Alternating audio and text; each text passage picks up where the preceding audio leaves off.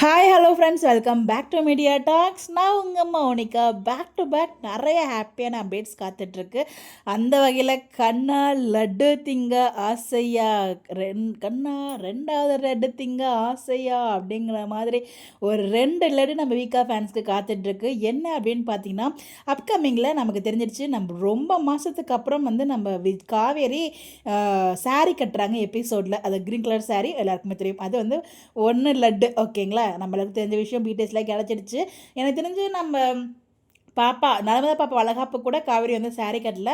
எல்லாருமே ஏன் ஈவன் யமுனா கூட சாரீ கட்டியிருந்தாங்க. பட் காவேரி சாரீ கட்டல அப்படின்னு சொல்லிட்டு நம்ம எல்லாருமே ஃபீல் பண்ணோம். எனக்கு தெரிஞ்சு அவங்க லாஸ்ட்டாக சாரீ கட்டினது எனக்கு தெரிஞ்சு அந்த கோயில் பர்த்டேக்காக கோயிலுக்கு போவாங்க இல்லையா, அப்போ சாரீ கட்டியிருந்தாங்கன்னு நினைக்கிறேன். அதுக்கப்புறம் எனக்கு தெரிஞ்சு எங்கேயுமே அவங்க சாரீ கட்டின மாதிரி நான் பார்க்கல. இன் பிட்வீன் எங்கேயாவது சாரீ கட்டிருந்த மாதிரி உங்களுக்கு ஞாபகம் வந்தால் கமெண்ட்ல அதுவும் ராகினி மேரேஜ் ஒன்று, அப்புறம் பர்த்டே கூட சாரீ ரெண்டாவது என்ன அப்படின்னு பார்த்தீங்கன்னா சர்ப்ரைஸ்ங்க. நம்ம விஜய் வந்து பார்த்தீங்கன்னா காவேரி வீட்டுக்கு வர்றதுன்னு சொன்னோடனே வந்து அவங்களுக்கு பிடிச்சது, அவங்களுக்கு மெட்டர்னிட்டி ட்ரெஸ்ஸு, அந்த வயிற்றில் அந்த குழந்தை இருக்கும்போது வந்து அந்த பில்லோலாம் அந்த ப்ரெக்னென்சி பில்லோலாம் இருக்குல்ல, அதெல்லாம் வந்து ஆர்டர் பண்ணியிருப்பாரு.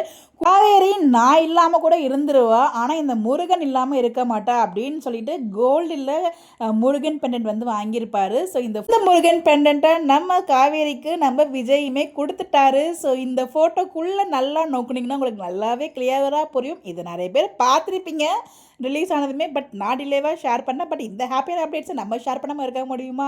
ஸோ அதனால தான் நம்ம விஜய் வந்து அதை எடுத்து பார்த்துட்டு இருப்பாலே அந்த ஒரு பிக்கையும் காவேரி கழுத்தில் அந்த பெண்டன்ட் பண்ணுறது இருக்குது. ஸோ இந்த ஃபங்க்ஷனில் அந்த பெண்டன்ட்டை வியர் பண்ணியிருக்காங்க. அப்படிங்கிறப்போ அதுக்கு முன்னாடியே வந்து பார்த்திங்கன்னா நம்ம விஜய் வந்து இந்த கிஃப்ட்டை காவேரி கொடுக்குற மாதிரி ஒரு ட்ராக்குமே நமக்கு அப்கமிங்கில் இருக்க போகுது.